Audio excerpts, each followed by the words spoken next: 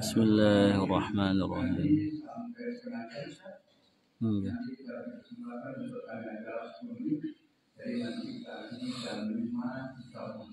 Sebagaimana biasa, kajian ini akan diakhiri pada jam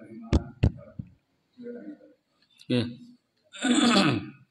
Bismillahirrahmanirrahim. Assalamualaikum warahmatullahi wabarakatuh.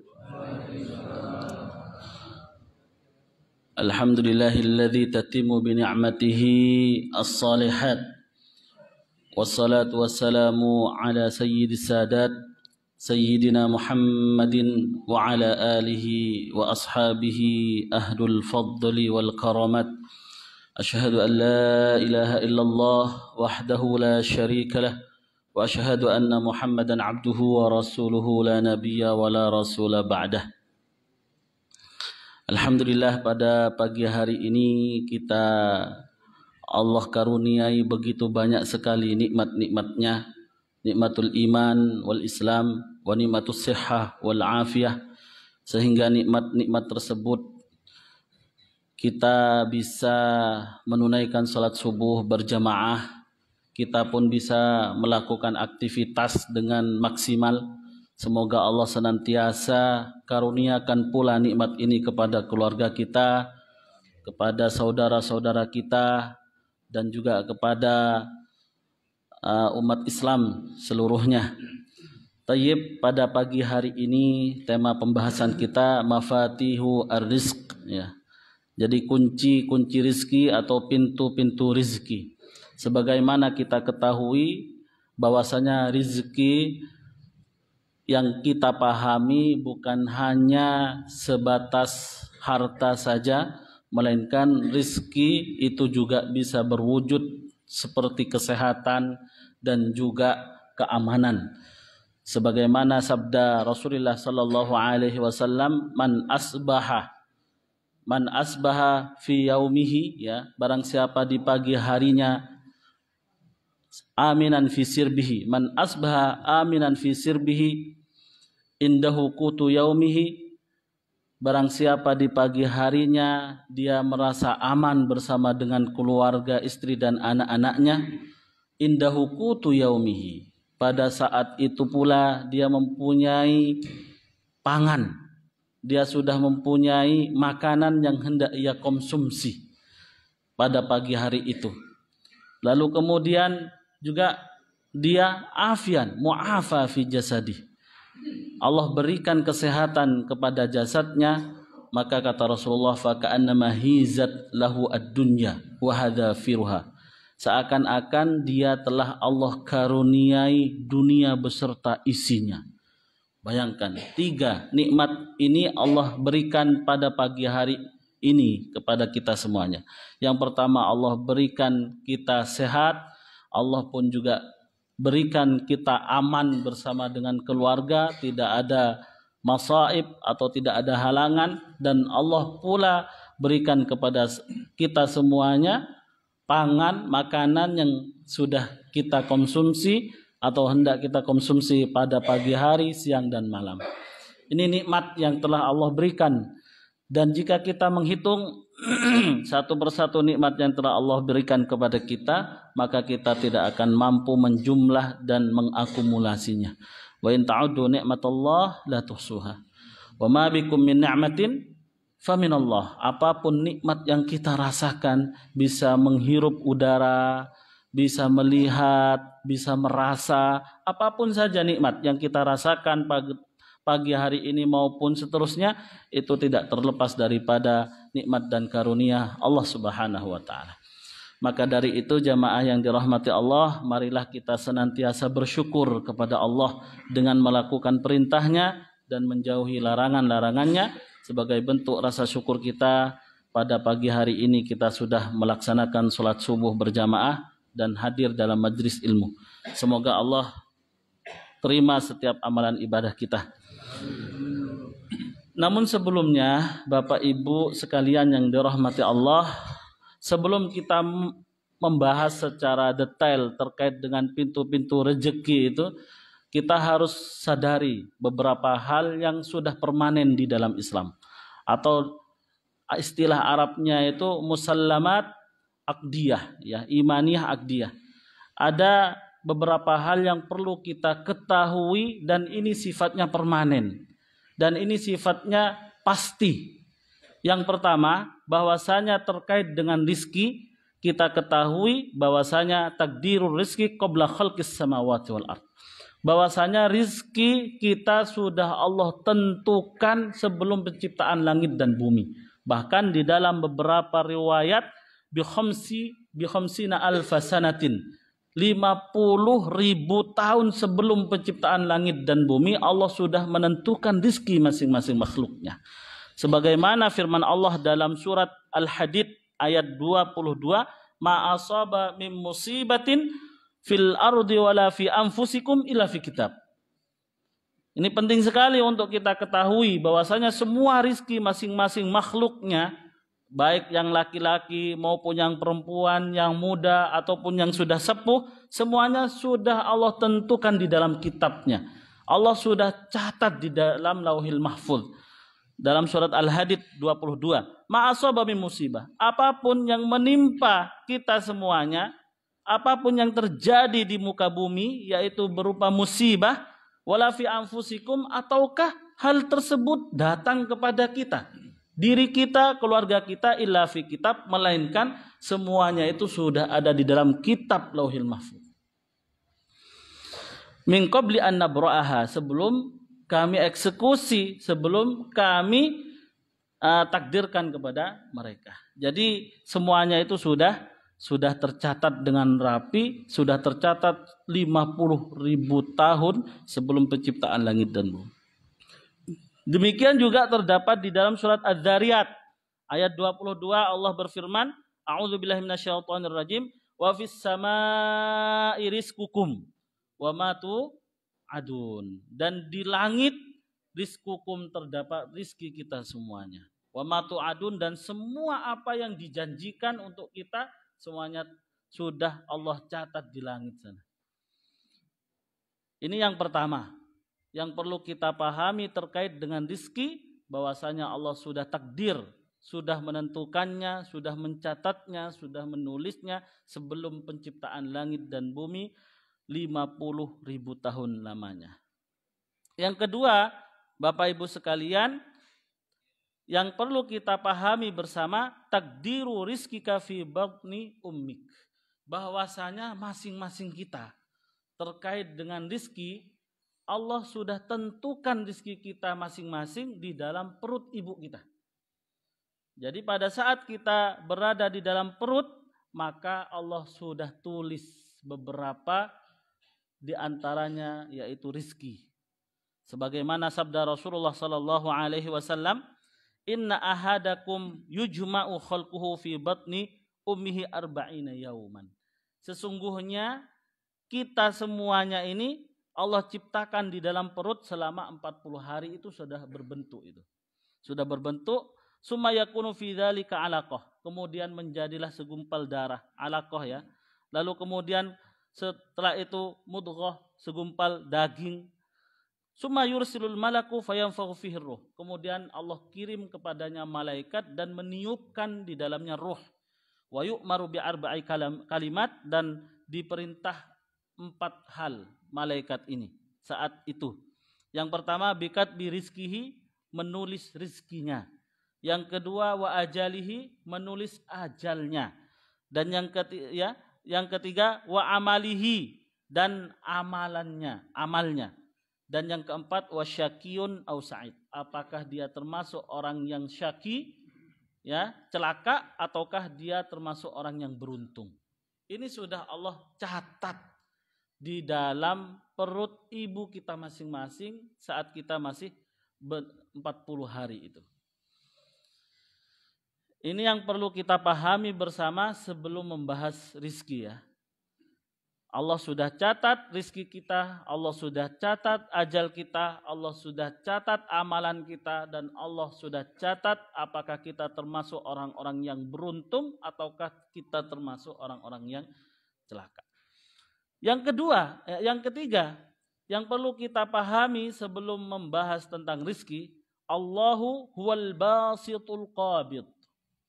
Hendaknya kita meyakini betul bahwasanya Allah lah yang basit, Allah lah yang qabid.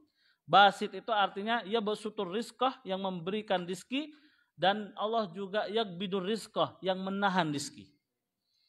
Ada kalanya ada seseorang yang dengan mudahnya Allah berikan rizki, ada beberapa di antara mereka yang Allah berikan rizki itu sangat seret, melarat, sulit untuk mendapatkan uang 1.000 saja sulit.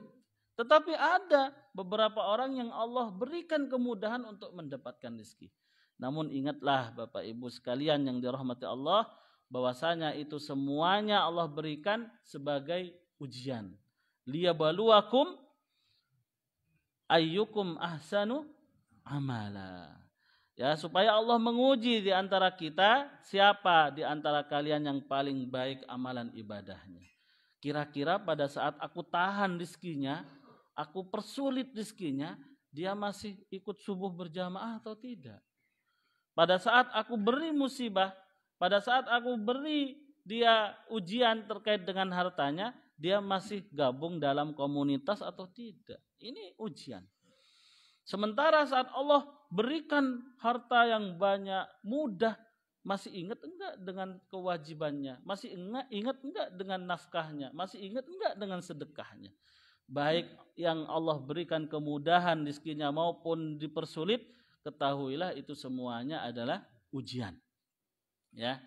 Jadi disebutkan dalam surat Al-Mulk ayat 2, liyabluwakum ayyukum ahsanu amala. Dan juga terdapat dalam surat Al-Maidah 48, liyabluwakum fima atakum fastabiqul khairat.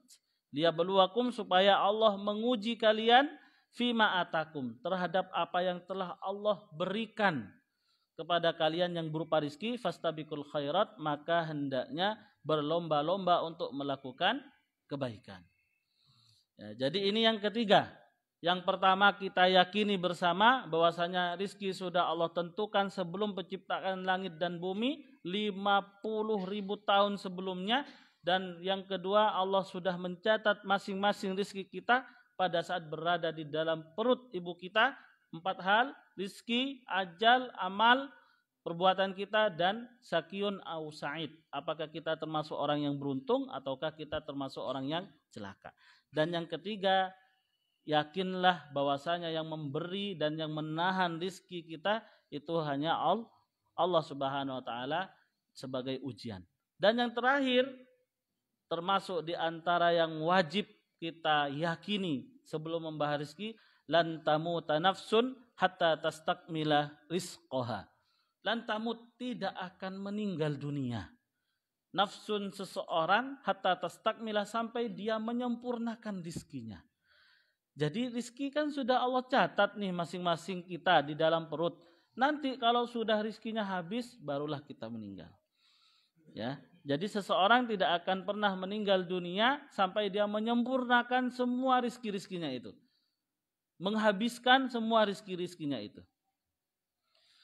Ini berdasarkan hadis Rasulullah sallallahu alaihi wasallam, ayuhan nas, kata Rasulullah, ittaqullah, takutlah, bertakwalah kepada Allah, wa ajmilu fit talab, dan hendaknya pada saat memohon kepada Allah itu dengan yang indah, yang baik, yang global gitu ya. Fa inna nafsan, maka sesungguhnya seseorang tidak akan meninggal sampai dia menyempurnakan rizkinya. Wa in abau ta'a anha, meskipun Allah memberikan rizki tersebut perlahan-lahan, berangsur-angsur, tidak langsung instan gitu ya, dikasih sedikit-sedikit gitu ya, sekian persen, tidak langsung gitu ya. Ada seseorang yang Allah berikan rizkinya langsung zres gitu ya, ada. Tapi bar ngono wis krungu si fulan meninggal gitu ya. Makanya mau yang mana Pak? Kalau dikasih pilihan, rizkinya dikasih sekaligus sama Allah, tapi bar ngono. Masya Allah. Makanya kalau dipikir-pikir itu ya, ada seseorang yang dengan mudahnya mendapatkan rezeki, fasilitas kehidupan, mobil, rumah, itu dengan mudah gitu ya, selesai. Tapi bar ngono nanti sing gak ono wis umure. Sementara ada orang sing gak mari-mari cicilane ngono ya. Cicilan ae. Ya apa cicilan di kurung mari gitu. Gak mari-mari. Nah, ini ya. Ini beberapa hal yang perlu kita imani, perlu kita yakini bersama sebelum masuk ke dalam pembahasan pintu-pintu rezeki. Barulah setelah ini sudah kita tanamkan di dalam diri kita, maka ketahuilah bahwasanya rizki Allah itu mempunyai banyak pintu, mempunyai banyak kunci. Bukan hanya bekerja saja untuk mendapatkan rizki, namun lebih dari itu banyak sekali pintu-pintu untuk mendapatkan rizki dari Allah Subhanahu wa Ta'ala. Yang pertama, supaya kita mendapatkan rizki itu, yang pertama at-taubah wal istighfar. Taubat dan istighfar. Ini yang pertama kali, Bapak Ibu sekalian yang dirahmati Allah, supaya kita mendapatkan rizki dari Allah, taubat dan istighfar. Limadza at-taubah wal istighfar? Kenapa harus taubat? Kenapa harus istighfar untuk mendapatkan rizki? Karena ketahuilah li'annal abda qad yuhramur rizqu bidzambi yusibu. Karena seseorang bisa saja mendapatkan rizki begitu amat sangat sulitnya disebabkan dosa. Disebabkan perbuatan maksiatnya. Karenanya saat seseorang tidak mendapatkan rizki dengan lancar, tidak mendapatkan rizki dengan mudah, disebabkan perbuatan maksiat dan dosanya, maka bertaubatlah dan maka beristighfarlah. Coba kita perhatikan sabda Allah dalam surat Nuh 11 ayat 12. Ya, 11 sampai 12 Allah berfirman kepada Nabi Nuh. Nuh berkata kepada kaumnya, "Istaghfiru rabbakum innahu kana ghaffara." Istighfarlah kalian semuanya kepada Allah, sesungguhnya Allah Maha Pengampun. Apa faedah, apa samroh, buah bagi seseorang yang mengucapkan istighfar? Maka kata Allah di ayat berikutnya, yursilis samaa alaikum midrara. Allah akan mengirimmu hujan. Ya, Allah akan mengirimmu hujan yang deras.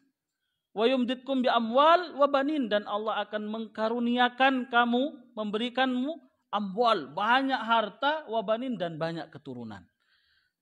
Ini loh. Dengan membaca istighfar, Bapak Ibu, Allah akan berikan hujan. Allah berikan banyak amwal, harta, dan Allah juga akan memberikan keturunan kepada kita. Wa yaj'al lakum jannat wa yaj'al lakum anhara, dan Allah akan janjikan kepada kalian semuanya surga, dan Allah akan memberikan sungai-sungai yang mengalir di bawahnya. Ini termasuk di antara kegunaan atau faedah dari membaca istighfar. Allah lancarkan rezeki kita. Allah berikan kita keturunan, dan Allah berikan surga kelak di yaumil kiamah. Ada cerita yang menarik, Bapak Ibu. Suatu saat ada seseorang datang kepada Hasan Al-Basri. Dia mengeluh tentang al-judubah. Al-judubah itu tentang apa kata orang Madura itu lahep.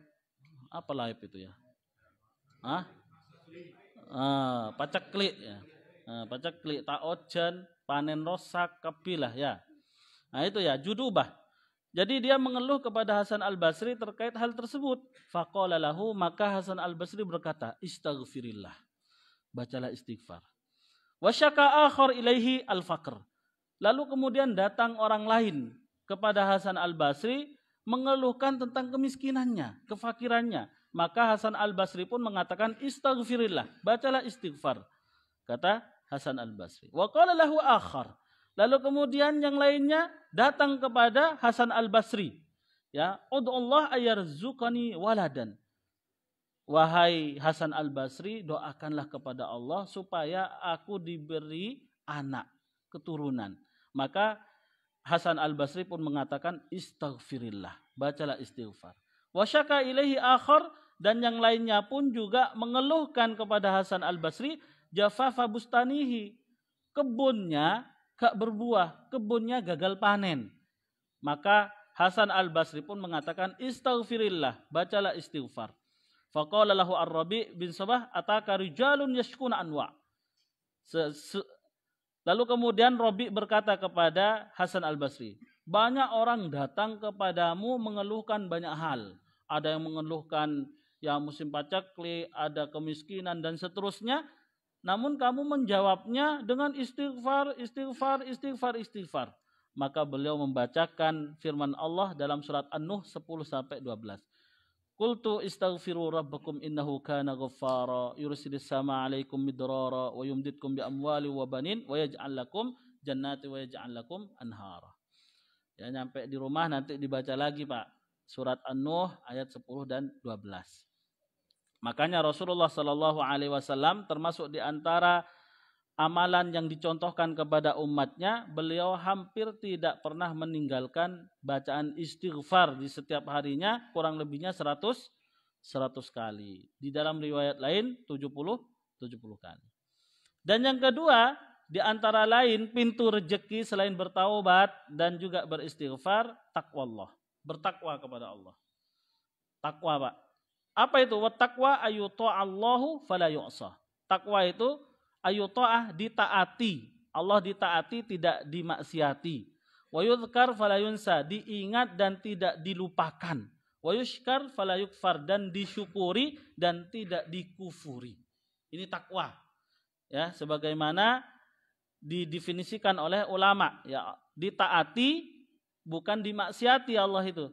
Diingat dan tidak dilupakan, disyukuri dan tidak dikufuri. Dan sangat jelas sekali ya, takwa termasuk di antara pintu dibukakannya rizki kita, sebagaimana dalam surat Al-A'raf 96. Allah berfirman, walau anna ahlal qura amanu wattaqau lafatahna alaihim barakatim minas sama. Ini ya, jadi ayatnya jelas sekali.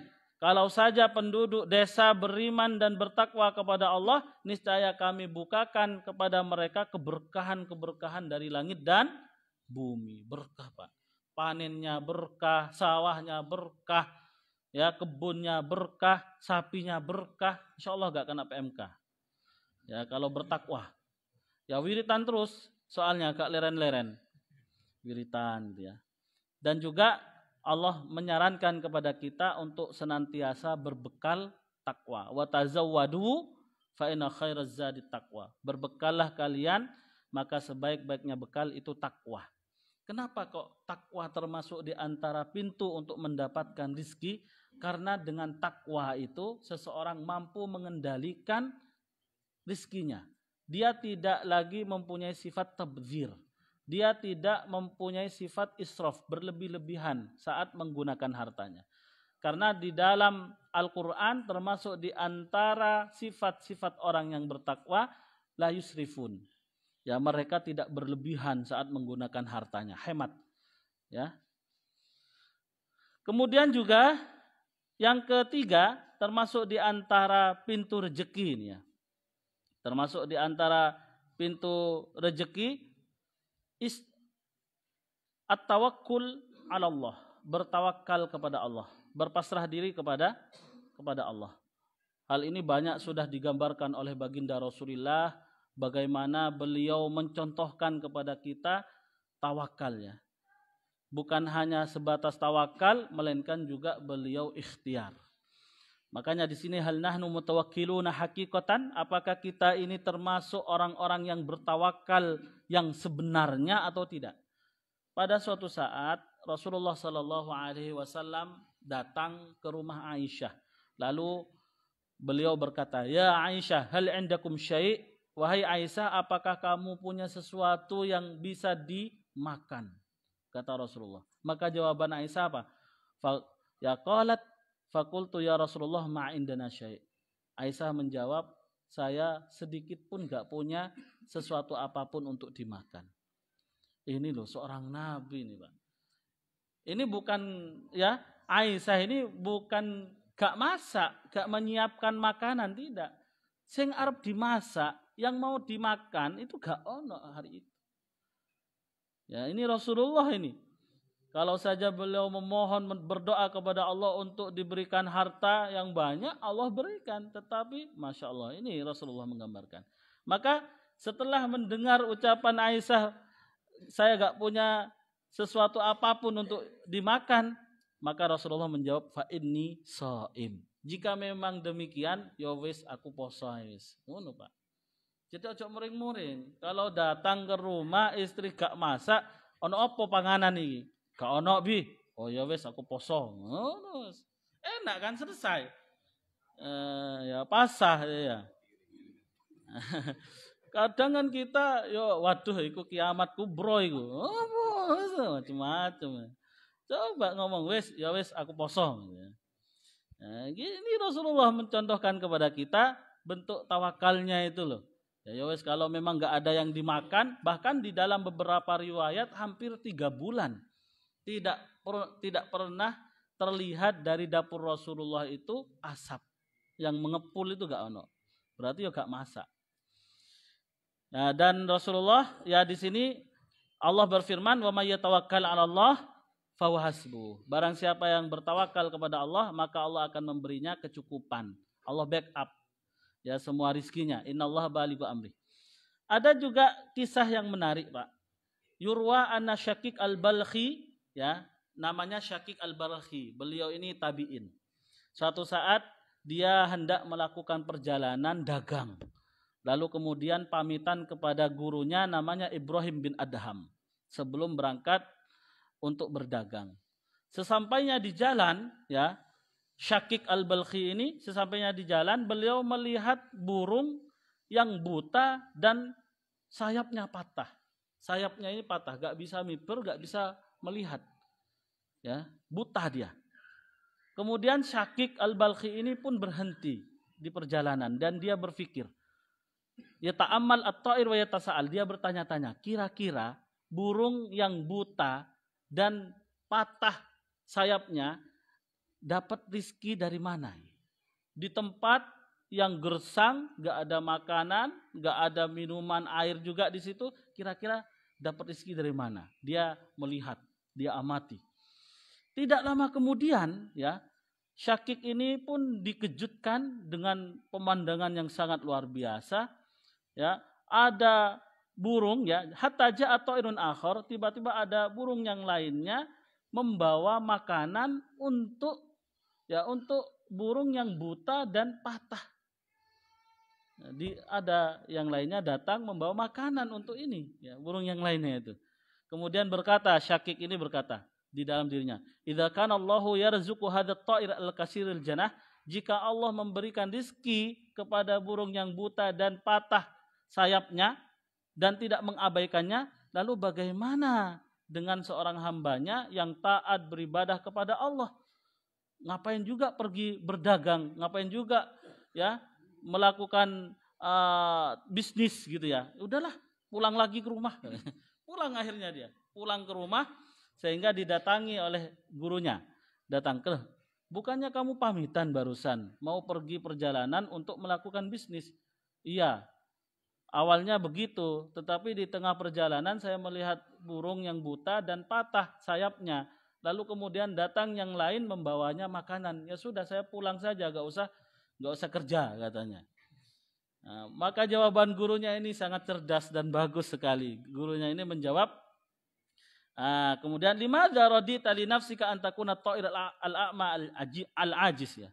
Wahai Syakik, kata gurunya, kenapa engkau rela menjadi seorang burung yang buta, yang lemah, yang patah, ya sayapnya itu katanya. Tidak, limadza la takun, kenapa engkau tidak menjadi burung yang lain yang mana dia membawa makanan dan dia kerja keras untuk memberikan makanan untuknya? Kenapa gak jadi yang kedua katanya? Bukannya dalam hadis itu al-yadul ulya khairum min yadi as-sufla. Tangan di atas lebih baik daripada tangan di bawah.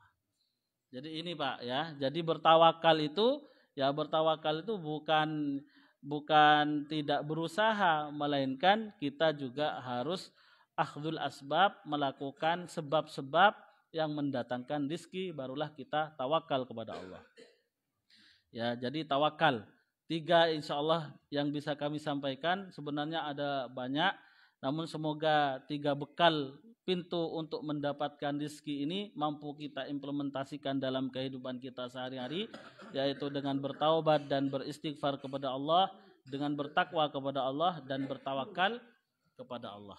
Demikian yang bisa kami sampaikan terkait dengan tema pembahasan kita pada pagi hari ini. Aku qouli hadza. Assalamualaikum warahmatullahi wabarakatuh.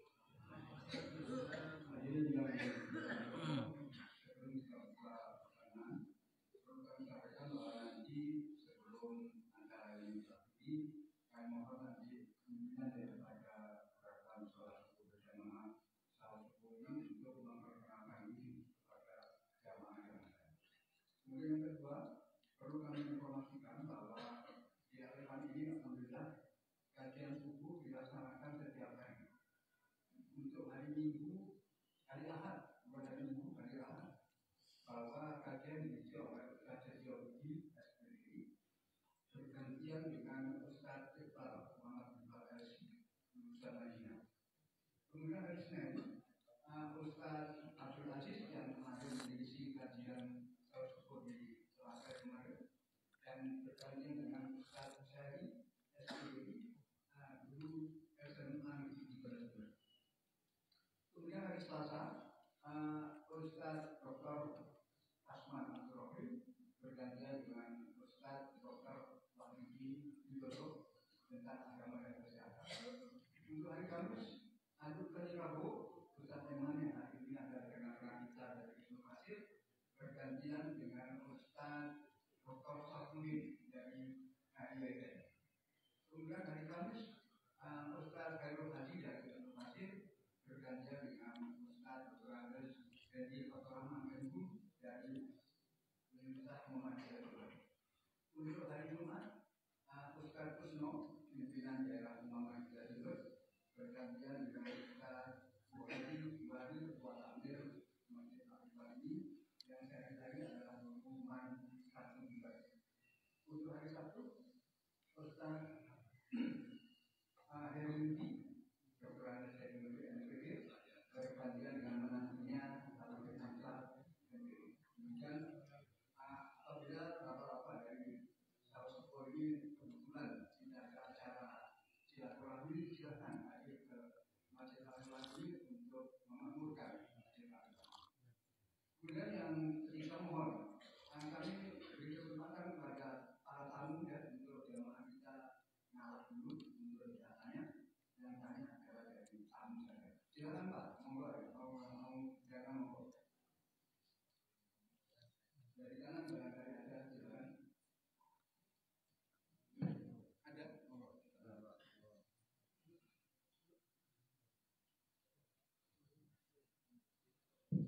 Pertanyaannya dari tema rezeki. Assalamualaikum warahmatullahi wabarakatuh. Waalaikumsalam warahmatullahi wabarakatuh.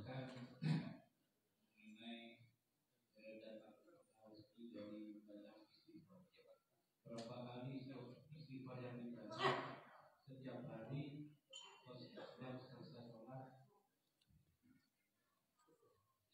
Yang kedua, berkenaan dengan dosa itu, kita melakukan usaha melakukan dosa. Yang kita lakukan sholat taubat itu setiap malam berapa rakaat? Itu dari saya. Assalamualaikum warahmatullahi wabarakatuh. Waalaikumsalam warahmatullahi wabarakatuh.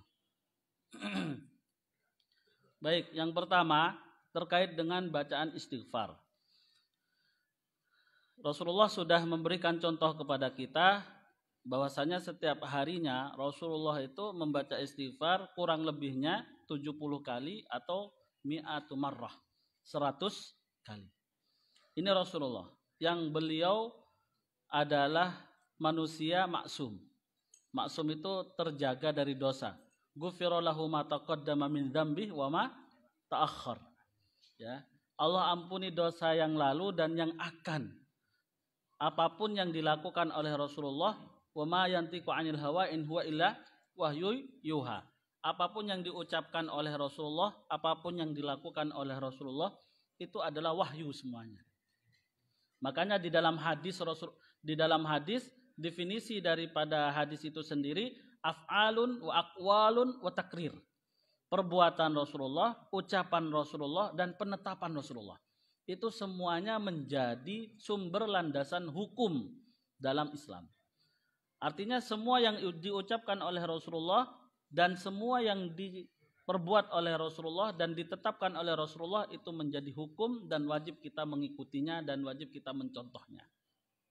Suatu saat Aisyah ditanya, suatu saat ditanya ya, bagaimana akhlak Rasulullah? Apakah kamu baca Al-Quran? Iya, kana khuluquhu Al-Quran. Akhlak Rasulullah itu adalah Al-Quran berjalan.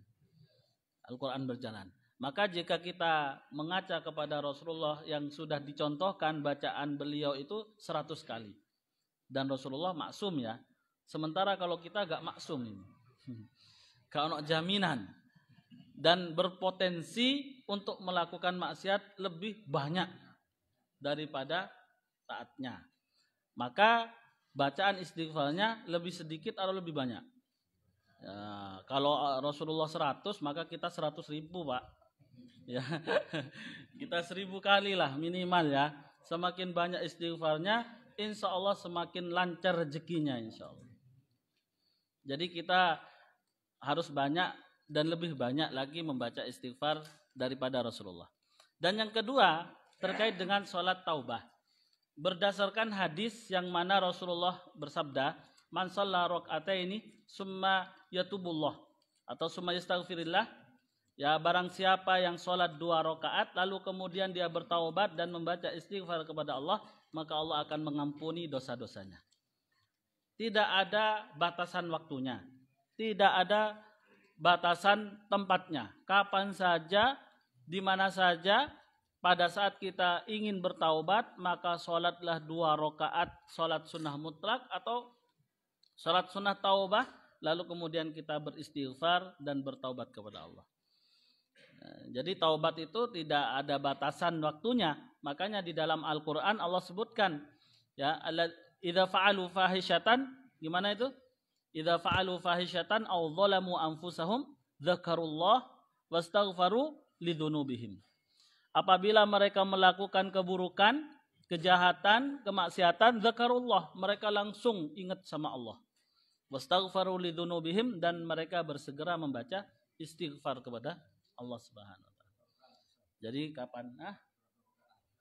Rakaatnya 2 rakaat. Jadi sholat 2 rakaat. 2 rakaat, entah itu sholat sunnah mutlak ataupun sholat taubah, kemudian beristighfar dan bertaubat kepada Allah. Mata Ustaz. Masih ada yang mau ditanyakan, monggo. Masih ada waktu.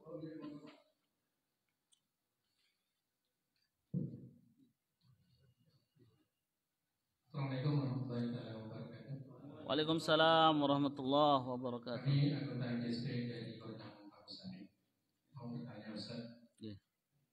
Allah lebih mana dari surga mana dengan menyebut kita mengamalkan istighfar dengan mengamalkan sholat. Itu pertanyaannya. Gimana Pak? Gimana?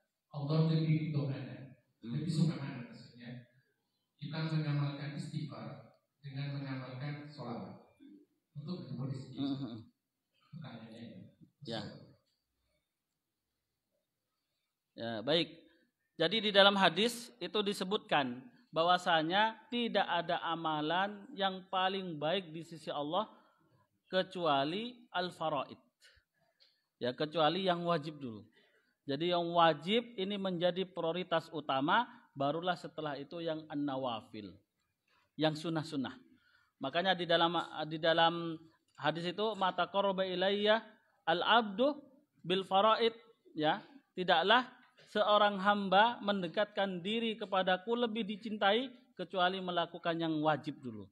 Barulah setelah itu an-nawafil, yang sunnah-sunnah, sampai aku pun mencintainya sehingga aku akan menjadi tangannya, penglihatannya, pendengarannya dan seterusnya. Artinya selalu berada di dalam pengawasan Allah Subhanahu wa taala. Jadi yang paling utama dan paling prioritas itu yang wajib al-faraid. Ya, al-faraid. Bahkan ada beberapa orang, ya, ada beberapa sahabat, ada seorang sahabat datang kepada Rasulullah, inna syara'il Islam kathurat alaina, gitu ya. Syarat Islam ini terlalu banyak untuk kami wahai Rasulullah. Ada sholat, ada puasa, ada zakat, ada haji dan seterusnya. Banyak sekali. Dalluna, ya, berilah kami petunjuk amalan yang bisa kami tekuni untuk terus menerus dilakukannya dengan istiqomah. Maka Rasulullah pun menjawab, la tazalu lisanuka ratban bizikrillah. Jangan pernah dirimu, ya, lisanmu itu ya tidak berzikir. Artinya senantiasa lisanmu ini basah berzikir kepada Allah Subhanahu wa taala. Jadi setelah melakukan yang wajib, maka senantiasa lisan kita ini selalu basah berzikir menyebut Allah Subhanahu wa taala. Jadi ngoten Mbak ya. Jadi kalau ridho ya yang wajib itu sudah permanen, enggak ada tawar menawar, itu sudah. Ya tidak ada negosiasi. Barulah yang nawafil itu sebagai pelengkap bumbu dari yang wajib. Ngoten.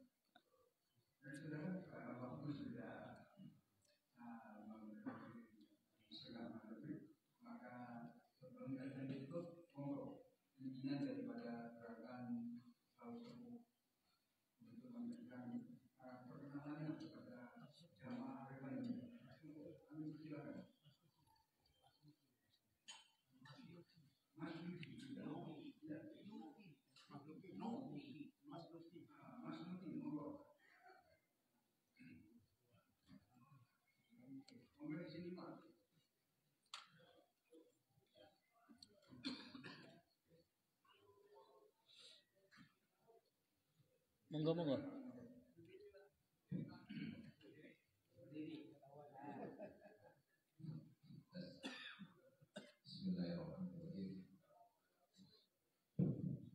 Assalamualaikum warahmatullahi wabarakatuh. Waalaikumsalam warahmatullahi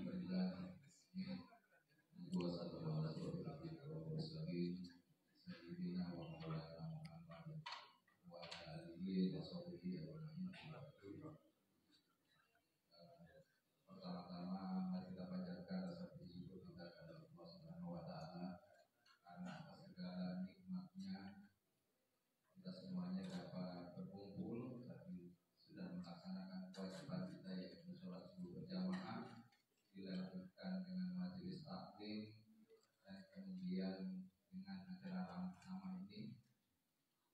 Sungguh nikmat yang luar biasa tiada tara. Tadi sudah dijelaskan oleh Ustaz Eman bagaimana kita sepatutnya mensyukuri segala nikmat dari Allah Subhanahu wa taala. Yang kedua, salawat dan salam semoga selalu tercurah limpahkan kepada junjungan besar Muhammad sallallahu alaihi wasallam, keluarga para sahabat Muhammad yang termasuk kita dan nanti kita akan mendapatkan syafaat, mendapatkan pertolongan dari beliau.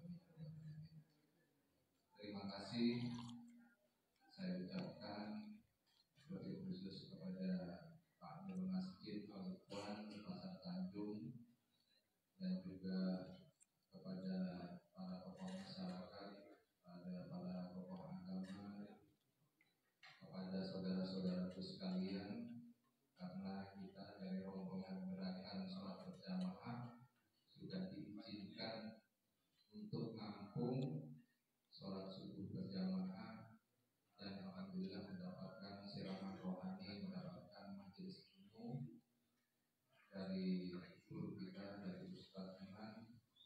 Jadi kalau boleh saya sampaikan mengenai gerakan sholat berjamaah GSB ini awal mulanya dimulai dari 5 tahun setengah yang lalu, tepatnya di akhir 2016 dengan kegiatan berupa, sebenarnya kita tujuannya ingin mengajak masyarakat, ingin mengajak saudara-saudara kita saling mengingatkan satu dengan yang lainnya, khusus untuk memakmurkan rumah Allah, memakmurkan masjid-masjid, memakmurkan musola-musola. Dan selama 5 tahun setengah ini kami sudah membentuk beberapa perwakilan di beberapa kecamatan dari Sukowono, Jelbuk, Arjasa, Pakrang, Pakusari, Kalisat, Mumpun, Mayang, wilayah kota Kaliwates ini